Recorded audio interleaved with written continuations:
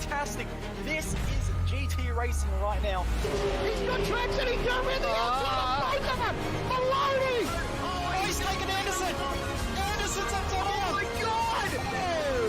Big crash. Oh my goodness, half the field's going to get rolled. It's very close. These guys are want to make their way through the field very quickly.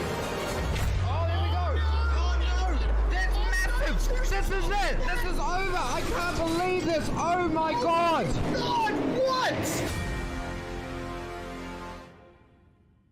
Are you spending a lot of time looking for setups and struggling for faster lap times? Are you tired of searching online for answers? Would you like to get setups, analysis and tutorials from some of the best sim racers in the world like Ralph Alla, Mitchell de Jong, Martin Krunker, Josh Rogers and many more? If so, virtualracingschool.com is the answer you've been looking for. VRS data packs provide hot laps from our professional coaches for you to analyse and replicate. They provide tutorials that walk you through the fastest laps and what the pros did to achieve the best times. And they provide the setups you need to ensure your car is competitive in both oval and road racing. If you're ready to get faster and reach more podiums sooner than later, just go to virtualracingschool.com and sign up for a free account today.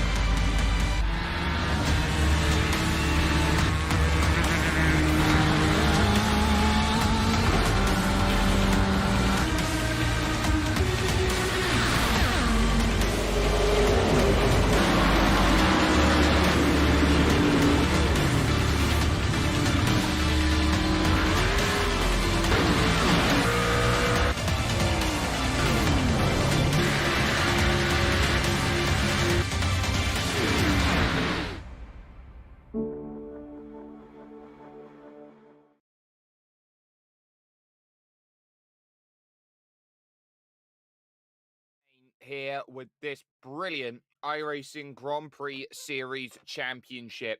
The new era of racing, which has seen some amazing action bring itself to the forefront with the Mercedes AMG W12E performance, now runs itself to the Nurburgring, one of the most famous tracks in the world, one of the most notorious tracks in the world, but it's the Grand Prix Strecker that finds ourselves with the battling here today. Welcome to the party. Welcome to the conversation. I'm Jake Sperry. Along with me for the ride will be Brad Wingard. Of course, we've got Scott Fountain as well on the cameras for us here today. But a crucial day here around this Nurburgring circuit, knowing Interlagos ends the championship 1 week from today. Questions, though, Brad, have to be talked about for this circuit. This is going to be a very important qualifying-based track. It is very tough today to find an overtake.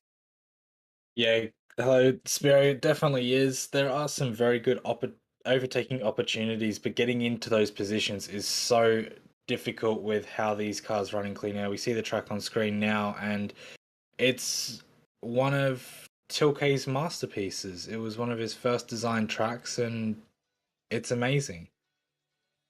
Certainly is, especially that Mercedes-Benz arena. It gives itself a whole heap of opportunities to battle, not just at turn 1, but all the way through to even the likes of that run down the hill in towards that 4 curve and down to Dunlop. So there are opportunities everywhere you look to find the right moves, to find the right opportunities around this circuit, but it is a very long track and one which does have a very good average top speed to go with. Let's talk championship, though, at this point in time with what is an incredible bit of battling up near the top, because it has been all about who has been able to stay consistent over the course of the season. Let's get a look at all of those points without any drop rounds applied at this moment in time. You can see at this point, with 3 drop rounds, it is Tamas Simon who has control of that. 1,862 points. He is clear by a very large margin. That large margin is 80 points at the top from Matteo Ugolotti, and it will be Jorge Martinez who is currently 3rd position with that. You look down the order, you got drivers like Oliver Stepanov, who's there, Ben Fuller clinging on to the back of the top 10. Doubt we'll see him over the course of the rest of the season. But what you're seeing here, Brad, are drivers who are quick, but not just quick, but this is the new era of quick drivers. This is what we expect moving on forward from now until the end of probably the next generation. Yeah, that's exactly it. We have fantastic talent throughout this field, and it's great to see so many drivers sticking with this series and really showing their worth. Both the new drivers coming through and old. A lot of them missed out last week at Montreal, deciding to take the drop. So it'll be very interesting to see how some of them bounce back today at the Nurburgring. It's a much more open track, although difficult to pass compared to, well, Montreal was difficult to pass, but it's not a street circuit. So participation today is a lot better, and seeing those guys who weren't there last week fighting through to prove their worth again is going to be very good. Absolutely. And let's just get ourselves into play then, because we are in the midst of qualifying. They have 8 minutes to set a representative flying lap, or the other option, which is 2 laps of available qualifying to put themselves in the books here today. And it's a driver who joined a little late into the season to fight for the championship, who is up on top at this point in time here. We can see here as we take a little gander around this 11th round of the championship at the Nurburgring. It is going to be crucial to see who is up there at the top and fighting with everything they've got available. And it is the number 5 of Andreas Henkel, who is currently the fastest of anybody at the moment, a 122.588, a full 0.3 of a second quicker than anybody else. Everybody so far has gone out on the soft compound tires, the red walls around them, and it's going to be doing a wonderful job today to get yourself up into pace. And for a track that's very aggressive, Brad, when it comes to tires, because you've got a lot of corners that are 90 degrees left and right, and you're always trying to do as much as you can, really it's the sort of circuit where you're not necessarily expecting everyone to go off and start on the soft.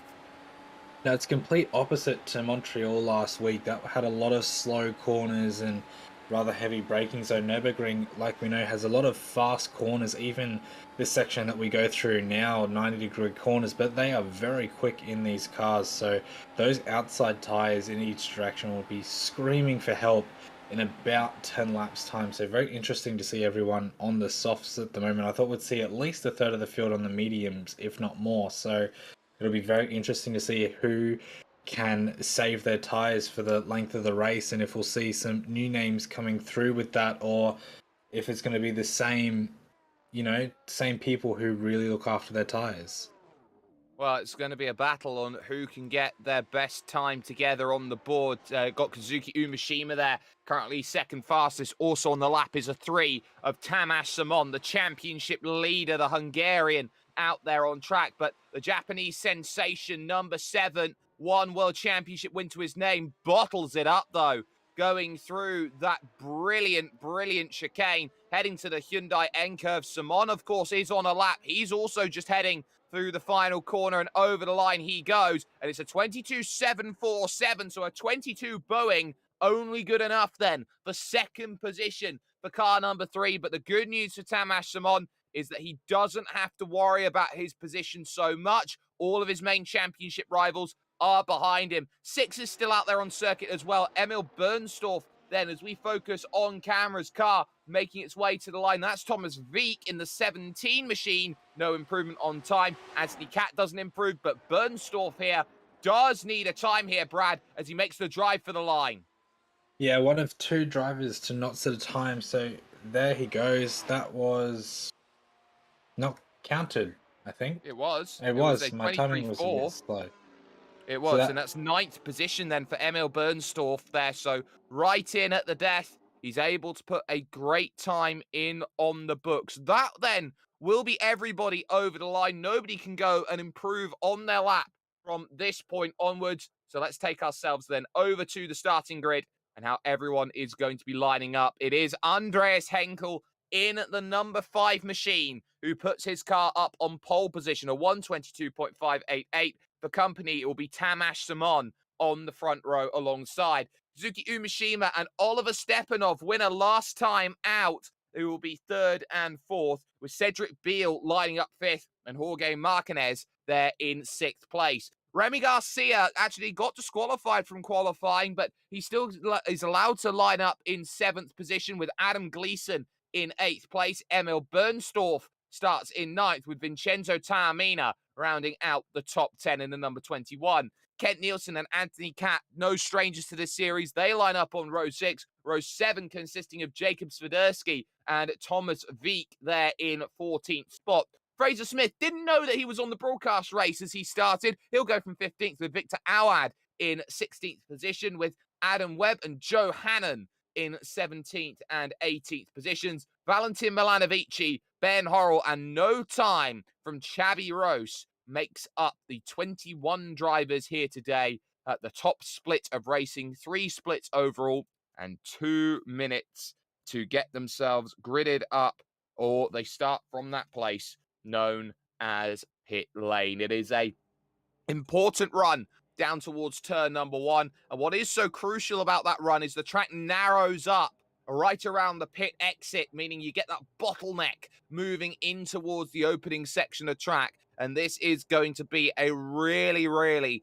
tough battle for these drivers. 24 laps worth of racing they've got to get through here today, and they know that it is all about pace and getting yourself all the way to the end. Welcome everyone who is here for the first time with SimSpeed TV and action at the iRacing Grand Prix Series. This is round 11. This is where results start to matter. And now, as we get the green flag, we're underway for racing here from the Nurburgring. It's an atrocious start by Umeshima. Simon rockets into the race lead, plus Andreas Henkel. We run into turn 1. There's contact already as Umeshima gets into the side of it with, I believe, Emil Bernsdorf. They all manage to just about find a way through the opening section of track. One driver a little bit behind everyone else is Milanovici, but that doesn't matter. We've got a cleanish start. There's trouble at the back, though, as one driver has been looped around, and that'll be Victor Awad then in trouble at the back. Not the start that was wanted. No, definitely not. But people who did have a start that they wanted was Xavi Rose. He's already up from dead last up into 8th position and 15th position at the moment. So massive start for him. But unfortunately, not everyone having the start that they wanted. But everyone is facing the right way now. Back racing, Victor Aud going through the hairpin at the bottom of the circuit now. So relatively clean start. We know how notorious turn 1 for this layout is. But everyone else single file now as we get ready to finish the first lap. Thomas Simon has a half-second lead over the rest of the field, and that was an absolutely brilliant start. It certainly was. 3 drivers then out in the opening stages. One of them is Wieck, the other one Umeshima. Sorry, only 2 drivers out, but Simon, yes, in control at the moment, and drivers looking to be good. A bit of side-by-side here in the middle. You got Swiderski there, but Fraser Smith just behind. He's having to fight with Ben Horrell here. This is the scrap for 15th position at the moment as they run down the hill in towards turn number 1. This very tough corner, big oversteer as there was air underneath the tyres for Ben Horrell. That's why the inside sometimes isn't the best line through turn 1, and he had to really back out of it. Fraser Smith able to keep his race going. That's why turn 1 is so deadly, because you do have that huge aggressive drop-off. Yeah, and these cars have a lot of aerodynamic grip, but that's kind of useless when your wheels aren't really touching the ground. So very well avoided in the end for any potential damage or incident. But you got to wonder what that does to the underside of these cars, because we know how fragile they really are. They're quick, but they are extremely fragile. And we've got Xavi Rose attacking Anthony Catt for 9th position, so he's gained 11 positions in a lap and a half, and that was an absolutely missile start from him. Just licked every stamp that he had and sent them all at once, and it paid off, and there were no half-baked attempts at a pass. It was full commitment, and that's what you got to do in these things, and he had an absolutely stonking flying at first lap.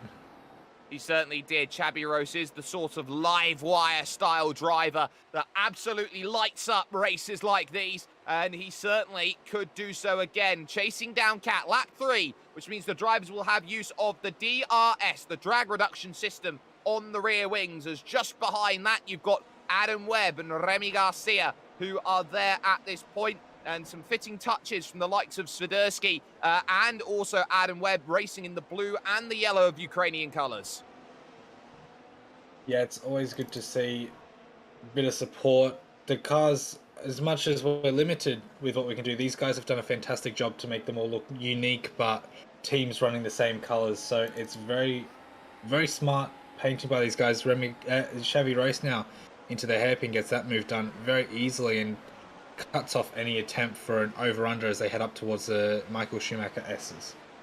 Yeah, up to the Schumacher S's and into the pits then with damage goes Emil Bernstorff. His day now done in the 6th, so that is not ideal at all in the slightest then for this race, but it has been pretty plain sailing. 3 cars have broken away at the front. Simon, Henkel and Stepanov are clear. It is Martinez who is in 4th position, effectively being rear gunner. He's already down 2.2 seconds at this point in time with the likes of Adam Gleeson there in 5th, just keeping him honest. But we know how quick Henkel was in qualifying. The question's going to be how you really unlock the pace during a race. And this is something that often does get missed when it comes to racing series. Just because you're the fastest over 1 lap doesn't mean you're the fastest over 24, as into the pits comes Adam Webb with damage.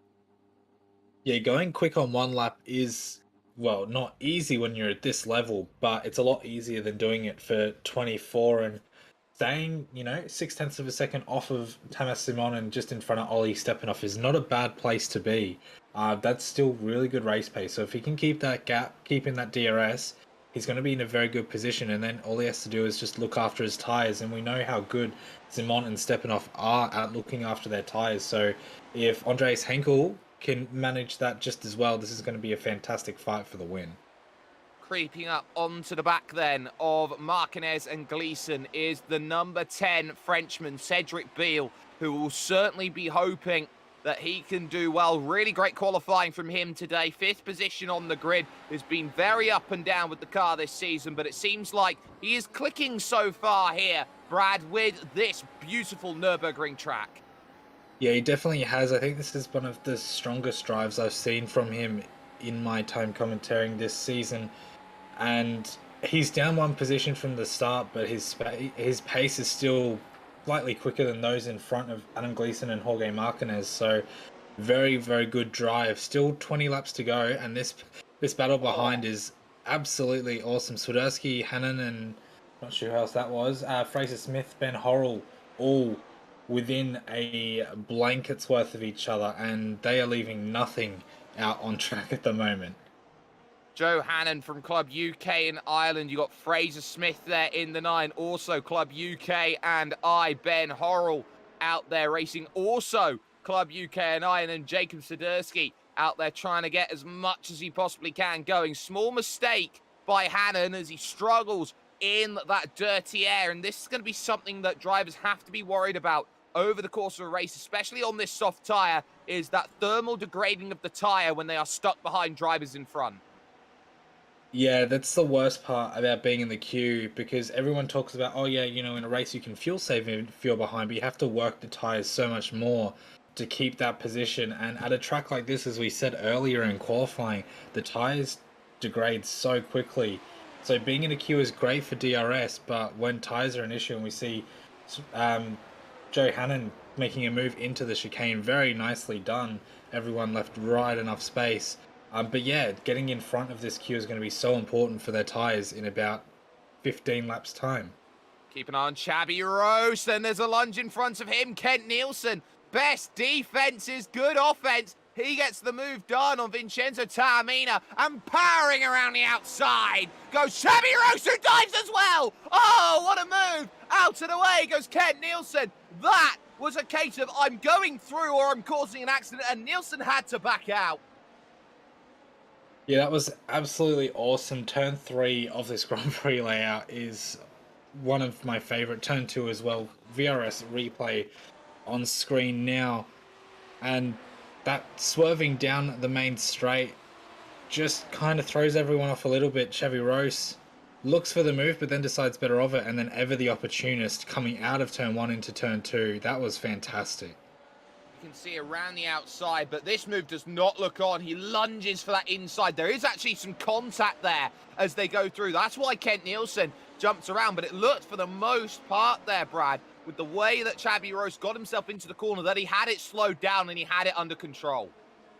Yeah, I think there was some net code or something there because there was a big gap between those cars. So I think that move was on just, internet racing at its best. The game said otherwise, but very unfortunate for um Remy Garcia in that instant. Kent Kent Nielsen, Nielsen. sorry, yes, in that instance.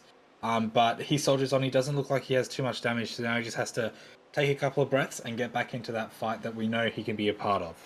Swiderski side by side into one with Joe Hannon. Hannon now has the place and moves up into 12th position. You can see up on screen here just how aggressive you need to be around this track. Everyone pushing through the 90-degree right of turn number 4 leads themselves to the Mullenbacher Schleif portion of the circuit here, moving down all the way to the Dunlop hairpin, which has been for a number of years this carousel-esque Oh, entire corner, and you found oh no, something. sorry to cut you off. Fraser Smith, Jacobs, Oh, Dursky, it's a and Ben huge one. Hole There's have all come 3. together. Yeah, there was a massive net code up the inside of what's that, turn 7, and that was a huge incident. Hopefully we can get a replay because most of them were innocent bystanders in that. Yeah, well, this is how aggressive you need to be. It's not traditional that you make that move through the left into the 4 curve. It all starts, actually, with a mistake from Jacob Swiderski, who loses the back end on entry, tyre in the grass. You'll see it coming up here through the right-hander. That opens the door up for Fraser Smith to start having a think about the move. So back steps out, he's over the curve. Smith has to lunge for the inside. One bit of contact there, and the second, and well, just there's nowhere to go. The track's completely log-jammed. And this is a very narrow style circuit in comparison to a lot of the other more modern circuits that you find over the course of a Formula One season.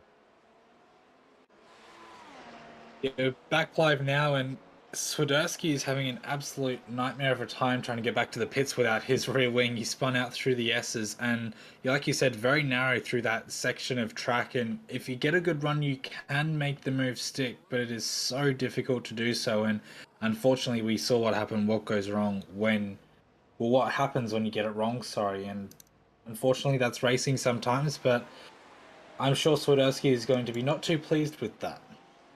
I'm sure he won't be the happiest, but he'll have room to look as we see the battles going through then the brilliant Ravenel corner and then in through this next right, which leads up through the Advan Arch here, this right up the hill towards the Vidal chicane.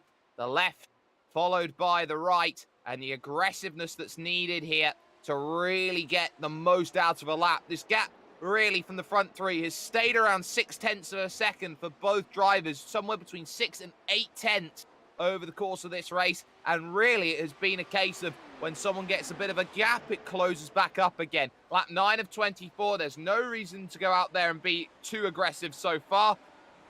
Pretty much with the way that this race has been going, it's all about patience, and you need to play with that patience as long as you possibly can. Chances do happen around a track where it is notorious for mistakes just creeping up when you least expect them. Yeah, sorry, lost my train of thought then. These guys are running very well at the front, keeping it clean. Like you said, patience is going to be everything, and that patience includes their tyre management, because we've seen how quickly tyres can drop off. Imola comes to mind, and a lot of drivers struggling with tyre wear there. Chevy Rose behind, meanwhile, all over the back of Cedric Bill, trying to get 6th position. And it's going to be interesting to see how Chevy Rose's tyres are at the end of this race, because he's on an absolute flyer lap after lap. There is no conservation from him.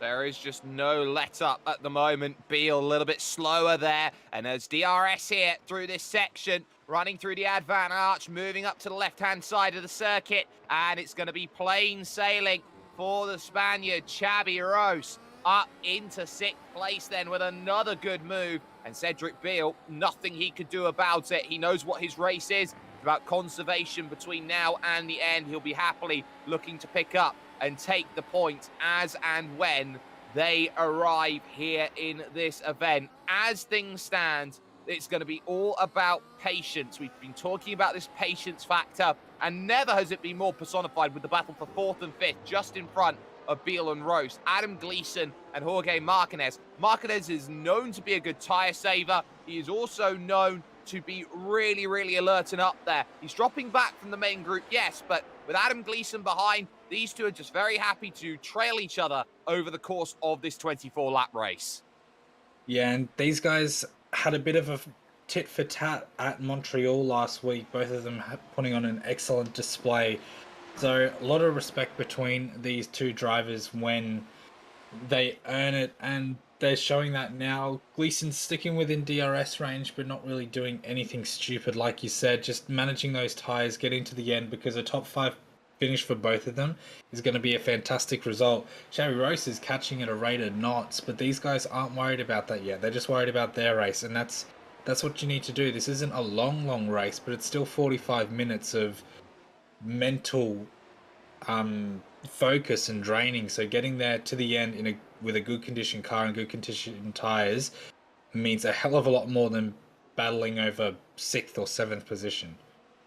Certainly does. 5 drivers now out of the race after Umashima, Vik and Bernstorff all found themselves retirements. Now joining them, Adam Webb and Jacob Swiderski. They are both out of this race. We're down to 16 runners here in the iRacing Grand Prix Series. Official strength of field, round 11 here from the Nurburgring. The battle for 4th and 5th position was temporarily on your screen there and is back to it. We just had a little glance at the 21 of Vincenzo Taormina for a moment, but this is where you're starting to find these gaps that are starting to form now in the field, because there's been a lot of aggressive driving over the opening stages. Drivers in the mid-pack and in the late pack are now able to settle down, just get into a rhythm, and this is how iRating and safety rating is won and lost, by keeping yourself in the race and just making sure you can bring yourself a finish.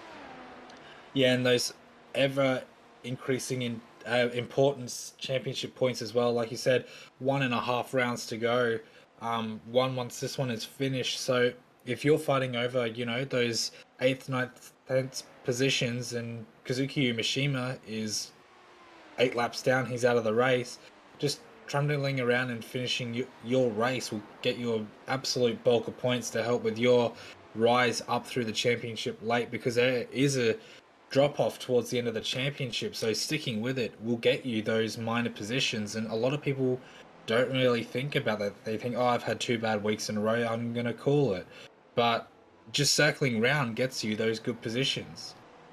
They certainly do. We did see for a moment the top 3 battling, but here is the battle 4th, 5th, and now 6th position as well, onto the back from the deadest of dead lasts in the start of this race for Xavi Rose. Gained 11 spots on the opening lap and then found himself in a position to go out there and attack again. He's got Adam Gleeson in the sights, and just looking at the times from Xavi Rose, he's been doing 1:24.6s. He was a full 0.6 of a second quicker that last time by than race leader Tamas Simon. Yeah, his pace is absolutely insane. I'm not sure what went wrong with him in qualifying. I'm not sure if he missed it or if he made a mistake. But very unfortunate to start last, but he's, again, proving how quick he is. He won in Barcelona with that fantastic drive.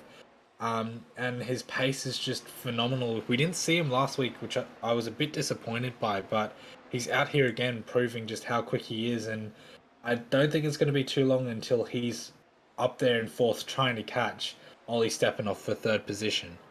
Well, here's the issue, though, and it's the dirty air effect. It doesn't matter how quick you are, you need about a second and a half a lap to effectively, in 1 lap, make a move around a driver in front of you. Such is the dependency on the aero in these AMG Mercedes W12E performances. The very, very importance of being right behind a driver is key, and getting yourself in the right position to making it happen is going to be crucial. You look at Oliver Stepanov, for example, he has absolutely no way of making that attack on the 5 of Andreas Henkel, the Austrian against the German, and really the thing for Stepanov is he gets close, but there's that thing called DRS, which Andreas Henkel has off of Tamas Simon. It's a neutralization, it's a draft train.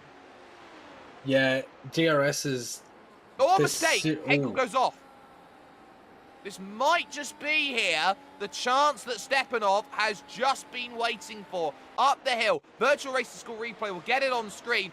That was what we were talking about. Mistakes come from nowhere, and it was at Ravenel where you saw the first small error from Andreas Henkel. That little wiggle through the middle of the corner. Yeah, thankfully he still had DRS from Thomas Simon in front, so he managed to save that position coming into the chicane. But now he doesn't. He's under a lot of attack from Ollie Stepanov now, and this is that difference. Just being outside of that 1 second gap breaks that DRS train, and now he's vulnerable to Ollie Stepanov behind. So first thing in Andreas Henkel's mind is catch back up and get that DRS, because otherwise he's in a lot of trouble with just over 10 laps to go. And just looking at the way Henkel's driving, he is a lot more aggressive when it comes to his turning through a number of these corners. It's like the car is alive for him. Meanwhile, 4th, 5th and 6th, Xabi Rose has made the move into turn 1, has got past Adam Gleeson and did so pretty basically diving into that opening corner. So really what you're seeing, Brad, is a driver who has the pace, has the talent to do so, just finding moves. We just miss it there as we head through turn 3 back on the replay. But really what you have to say, it was an incredibly easy pass for Xabi Rose, who knows what his skill is. Yeah, we have the replay of it now very much right under the rear wing of Adam Gleeson, and that's as easy as you like down into turn 1. Can't really hype that one up too much. It was a really good pass, but it wasn't extraordinary. It was just very well driven, and now he's already all over the back of Jorge Martinez coming around the final corner too. So not quite close enough to make a move into turn 1, but he might be. DRS open. It's a car and a half length. He might send it here, and he does again. Yeah, we're still on replay here, but the move is done and position made. So ultimately, Xabi Rose has got it done and has done very, very well, moving up then into the 4th position now in this race. We're still on the replay here, and this will show you the pass then as we go up forward then. It's about half a lap from here where the move comes into play, and the key with the move is, again, it's very simple. DRS into turn number 1. It's the prime place to get it done. Yeah, it definitely is. And yes, Xavi Rose had that incredible opening lap, which definitely helped his chances. And unfortunately, that contact with Kent Nielsen a few laps ago, but I think that was a bit of netcode or something. That wasn't really too aggressive. So Xavi Rose is making a lot of moves, but he's not just punting to passing. He's doing these the authentic way. And we see it again a little bit later this time compared to Adam Gleeson into turn 1, but gets the job done pretty much copy and paste, and just a fantastic move, and manages to run wide just to cut off any overlap as well. So very well run by Xavi Rose at the moment, up 17 positions in 16 laps is absolutely insane. He's on a tear, and there's not much anyone can really do to match him when he's in this sort of aggressive form at this stage. So racing still continues. Gap at the front, 1.6 seconds. The margin of lead for Tamas Simon over Andreas Henkel, who has just settled back down into rhythm. 25 threes and 25 fours from the leading trio at this point in time. But Simon cannot feel at this point in time like his race with 9 laps to go here, Brad, is complete. He still has to execute every apex. He has to execute every braking zone, every application of throttle, because this race is far from done, and we've seen it already. Yeah, that's exactly it. You've got, like you said, 9 laps to go. You think race is pretty well done, but that's when you relax too much and you make those little stupid mistakes that ruin your race. We saw it last week at Montreal. He was leading for the fair chunk of the race and then locked his rear brakes going into turn 1 and then had to recover back to 5th or 6th position. So it really isn't over till you cross that line, but he does have that buffer. He's no longer under DRS threat from Andreas Henkel, which gives him that little bit of breathing space. But by no means is this race done yet. We've seen how chaotic it's been already. There have been a couple changes down the pack, but over a lap ago, no need to go to them. Joe Hannon has lost the place to Victor Awad, who moves up into 12th position, and Vincenzo Taormina has fallen behind Remy Garcia. So Garcia now up into P8. But there is Adam Gleeson with a think of about to move in towards the opening corner, but there's nothing that Martinez has to worry about there going into the opening forays of battle, so he can stay right where he is at this point in time. There is no need for concern just yet in this race. So there is still that chance where this battle for 5th and 6th position can exchange their places, and already you can see that gap out to nearly 2 seconds to Chabby Rose, who is just absolutely flying away from them. A little bit further back, that's Kent Nielsen here in 10th position. You look behind him, you got Anthony Catt there in 11th. So the number 11 trying to find a way to and get by the 14. Yeah, pace between those two guys is relatively equal last time by 0.2 of a second separating them. Kent Nielsen holding that advantage, but that gap's just outside DRS zone, so very important for Anthony Catt to catch up, to get that DRS to help his chances, because on pure pace alone, I think he might be a little bit stuck and runs wide for good measure, so here comes he needs to Stepanov. get that DRS.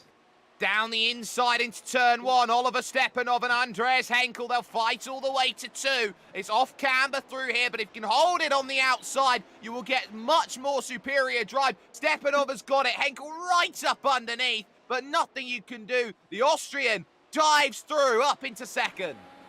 That was a fantastic move. We saw Xavi Roaster just very similar about 10 laps to go, and that outside line is just fantastic if you get the exit right. Passing Penhorrell to put him a lap down now, and Stepanov has been patient. We said patience was key, and he has been ever patient behind Andreas Henkel, and he finally reaped the rewards of that. Yeah, that was a wonderful move. It's taken him about a dozen laps to get into position to make that happen, and the moment he does, he is very happy with it. The battle's still going on, 5th and 6th, by the way. Adam Gleeson there. This is your closest battle on circuit now as he tries to give chase to Jorge Martinez inside the final quarter of this race. But the key as well with that move is the fact that it did take a couple corners there, Brad. So any hopes of catching Tamas Simon, the gap had increased out to 2 seconds. I expect that gap now to be somewhere around 2.5, 3 seconds now with that move having to be made. Gap across the line now is 2.7. Yeah, it's going to take a lot for Ollie Stepanov to catch up to Tamas Simon. These guys have been fighting week in, week out, and we love seeing it. But I think 2.5 seconds gain on Tamas Simon is going to be incredibly difficult with about 6.5 laps to go. So, I mean, it's not impossible, but it is a very uphill battle, especially with Simon doing 25 flats. So we'll watch this space. Don't count your chickens yet, but uphill battle for sure. Someone else who's flying is Victor Awad at this point in time, who launches down the inside against Anthony Catt. He's come from nowhere to try and do that. He's doing 25s at this point. He's 1.3 seconds a lap quicker than the drivers in front. Catt, who normally runs an all-blue car, has those little twinges of yellow in the livery, of course, and he's now looking to try and deal with the defense now as he runs through towards the next left-hander, and Awad here will just have to sit through this section because it is nigh on impossible to make a move through the Mullenbacher Schleife. Yeah, it really is. It's a fantastic piece of racetrack, but very difficult to make a move, especially in these sort of cars. But a great turn of pace from Victor Awad, clearly conserving his tires and batteries in the early part of this race, and had a bit of an unfortunate run, but he looks for the move into a turn 11, but thinks better of it. Now DRS, he has to be in a very good position through here to get a move into the chicane, otherwise set up for that run into turn 1. Yeah, there was a bit of a lift there going through into Ravenel, and that has completely opened it up then for Awad, who gets himself wrong, and round he goes. Awad struggling through the corner, and this is going to be a lot of positions lost. It's going to be a case of a million-point turn to get the car pointed in the right direction. It looked like he outbroke himself ever so slightly into the corner. He was scared potentially of running into the back of Anthony Catt, locked up the rears trying to get the car turned because he had the fronts pretty much locked up. So you'd have to say for Awad, it was a case of eyes bigger than the belly as he hit the brakes and just, the back steps out, and there it goes.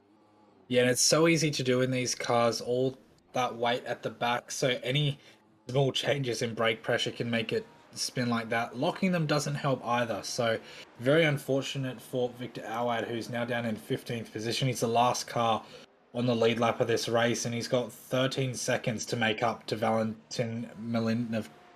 Oh, and through. That's Henkel back through on Stepanov. So what's happened to Oliver Stepanov there? Looked like potentially he's had a missed shift somewhere on the run up the straight. So he gets himself down to about 280 and really does absolutely nothing. It was like he was stood in quicksand the way that move happened. So through goes Henkel, back up into second. Didn't look much like a slowdown penalty, but really for Oliver Stepanov, that's the last thing you'd expect. Yeah, very uncharacteristic indeed. And this is the run out of turn 12 up towards that chicane. And DRS as well is, that's a given, but not sure what's happened here. Was that just DRS? Are we missing something? Because that looked way too easy. I'm just trying to listen in here to the onboard. Oh, there was a break. There was a little bit of a break as he was going through the right. So there was something there that wasn't ideal for Oliver Stepanov. So he finds himself there in third position now. Battle still on, though, inside the final 4 laps of this race with Martinez versus Gleason, but it's looking more and more like Martinez has done just enough. He's extended the arm out to 0.7 of a second, and especially around here, 0.7 is a nigh on impossible gap to try and pull back. Yeah, 7/10 might as well be 7 seconds because yes, you have the DRS, but like we've said, that dirty air is so difficult, and DRS does squat. This is Henkel and Stepanov again. Great battle here. This is Smith and Hannon going at it. Hannon actually got tapped from behind by Fraser Smith going through the hairpin. So these two really going at it. This is the fight for 12th. You'll get a replay of that out now. This is the contact, we believe, between Smith and Hannon. So, just a little nudge. How are you going? And unsettles the rear of the car and lets Joe Hannon through. So, not necessarily dirty driving, but I'd say for now, though, because here comes the move on the front stretch between those two. This is the battle for second on screen as they continue their fight, but that fight back there for 12th and 13th still continuing on, and Hannon was able to defend that one then for the moment. But great running so far as it's just falling away for Adam Gleason. He can't put himself in the right position, and Oliver Stepanov as well in third place. Well, if he wants second right now here, really, Brad, what would you do as a driver? You've got to either go for it now or go for it on the last lap. And on the last lap, you have to absolutely make sure you're in position. Yeah, if you're Ollie Stepanov, you've spent the last, lap since being passed saving as much battery as you can because DRS is helping you stay with Andreas Henkel in front. So you need as much battery as you can. Henkel probably thinking the same thing. So it's now about when do I deploy and how much do I deploy, because he's going to have one all out, nothing left in the tank assault, and whether that comes this lap or next lap is going to be really difficult. Sits at 0.4 of a second now as we come up towards turns 6 and 7. So I'm thinking maybe next lap set up this one and have one final hurrah, one make or break on the last lap of this race, because he's too far back at the moment for a move this lap. Anything's possible, but he's got to really set it up. But Andreas Henkel, I think, has just given himself the margin over the first part of this penultimate lap of the race. He has pulled that gap out to about 0.7 of a second, and I think Oliver Stepanov is going to have to be resigned to his fate at this point in time, that it might just be, Brad, third only. I mean, you say third only like it's a bad thing. Third is, in a race like this, a 5.0k strength of field is an absolutely awesome effort to get a third position. It could have been second, yes, but he's driven a nearly flawless race besides that. So consolidating third position is not a bad place to be. He's in DRS in towards turn 1. Might go for the late dive, but I think he's just a bit too far back. Yeah, had a look at it, but it was just that, a look. So not over yet. As we start the last lap of this race, Stepanov thinks he's got a chance. The only other place he can really go for it is that's a wiggle over the AstroTurf there for Andreas Henkel. It's going to be up at that Vidal chicane. Gets a really good run coming out to turn 4 as well. He's going to be right underneath him here as they move through the left and the right, move through the Mullenbacher Schleif, over towards the Dunlop hairpin, but this is where the gap will naturally open out again as the dirty air comes into play. Andreas Henkel holding on well. We haven't really talked much about the driver who leads this one, who is the championship leader and is well on his way to securing the title with a victory here today at the Nurburgring. He has driven absolutely faultlessly as he rounds himself then onto the Advan Arch as he tries so well every time we see him race. He is just out there in front, challenging for that win. Blink and you'll miss him, and you can't stop him. The battle behind, there's no move available. Tamas Simon will drive through the Hyundai N-curve and will win at a canter this beautiful Nürburgring race and surely secure the title in tow. It is second for Henkel, it's third for Stepanov, and what a drive as well from this driver coming home in fourth. Xabi Rose, back of the field to fourth within 2/3 of a race. Yeah, that was absolutely insane, and he gained about 9 or 10 of them on lap 1 as well. Jorge Martinez managed to beat Adam Gleason through drag race at the end. Drag race, and Remy Garcia's just stolen it away from Cedric Beal. We missed that. Hopefully we can get a replay because we love a last lap drag to the line, but shows you this race really isn't open. Yeah, Beal just ran wide going into the final braking zone. You can see he's over the curb. That opens up Remy Garcia as a big defense there from Beal, who's trying to keep the car as planted in as he possibly could. But Remy Garcia sneaking up underneath and just having enough drive in that attack mode to make it over the line ahead. So an incredible race with a lot of important battling that had gone on up and down the order. And let's get ourselves confirmation of result then here on this 11th round of the championship. It is car number 3 that gets it done overall, a driver who has absolutely owned this Mercedes e-Performance W12, and it is Tamas Simon who wins by 5.1 seconds, 5.2 we'll call it, over Andreas Henkel, and it has been a common sight this season. You got Oliver Stepanov, great drive from the Austrian in third, and the Spaniard Xabi Rose from absolutely the back of the grid up to fourth, surprising even those in the top 3. Jorge Martinez will finish in fifth ahead of Adam Gleason. The two were inseparable all race long. As the French drivers battled, it was 16 thousandths the difference as Remy Garcia stole it away from Cedric Beal for 7th place. Vincenzo Taormina will get 9th, with Kent Nielsen in the yellow machine, rounding out the top 10, the Canadian. Anthony Catt will take 11th ahead of Fraser Smith in 12th, with Valentin Milanovici in 13th position, Victor Awad, the Brazilian, in 14th, and Joe Hannon then on the final lap, ultimately running into issues, so 15th only.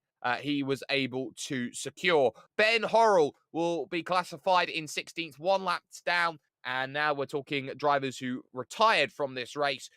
Jacob Soderski and Adam Webb, both drivers are running into trouble today, along with Emil Bernstorff, Thomas Wieck, and crucially, Kazuki Umeshima. His title aspirations over the Japanese driver in the number 7. But as we talk about the end of racing here at the Nürburgring, we do have to talk, Brad, very quickly about the championship finale. It is a track which I believe should be the final round of all championships, no matter what car is driven there, and that is Interlagos, arguably the greatest track of all machines to have 2-wide racing at. Yeah, it definitely is. When you think of a stage, the perfect stage for a grand finale, it's Interlagos. We've seen it countless times throughout Formula One's history, and seeing these guys fight their last race there is going to be an absolute blast. It's a fantastic flowing circuit, and it's still difficult. Like, it's not an easy track by any means, but it is such a rewarding track to get right, and I'm so excited to see them race around here next week.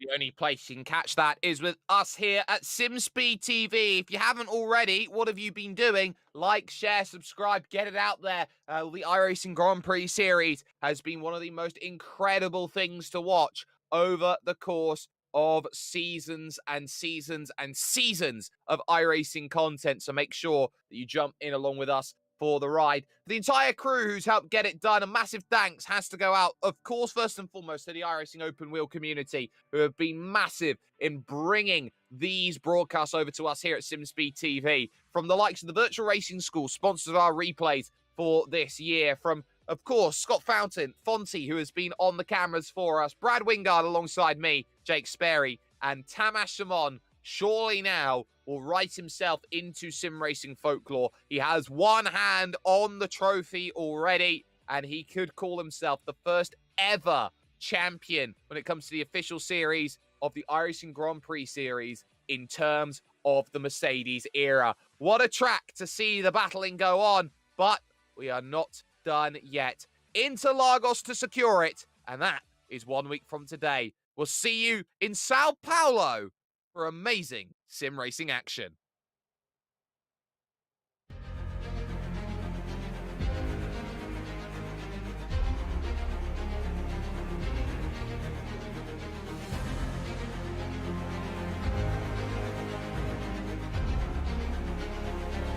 This is fantastic. This is GT racing right now. He's got traction. He's got everything outside of both of them. Maloney. Oh, he's taking Anderson. Anderson's up top. Oh my God! Oh, big crash! Oh my goodness! Half the field's gonna get rolled. Six very close. These guys I want to make their way through the field very quickly. Oh, there we go. Oh no, that's massive. This is it. This is over. I can't believe this. Oh my God. God, what? Are you new to sim racing, or maybe a veteran struggling to reach the next level? Have you ever wondered how the aliens reach impressive lap times that seem impossible to achieve? If so, you're not alone. Most drivers reach a certain level and get stuck. But getting faster on track is easier than you think. VRS coaches are some of the best sim racers in the world and offer one-on-one driver skills training at affordable rates to help new drivers learn the basics and help experienced drivers break through to the next level. Are you ready to get faster and get off the iRating roller coaster? If so, VRS one-on-one personal training is for you. If you've invested in your equipment, it might be time to invest in yourself. Just go to virtualracingschool.com and sign up for a 30, 60 or 90-minute session with one of our world-class coaches, and you'll learn exactly what to do for faster lap times and more podiums.